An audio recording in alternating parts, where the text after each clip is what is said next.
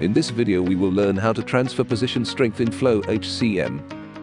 First of all, we will log in into FlowHCM portal. Here is the dashboard. Click on the Manpower Budgeting module on top navigation bar. So here you can see Transfer Positions form. Click on the Add Position Transfer button to add a new request. Select the employee position from drop-down. System will show all the current details of position. Next, change the required details from drop-down.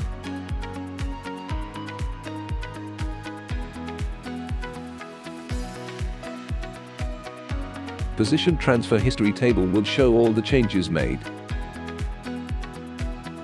Select from drop-down either the changes should impact in the current planning or not.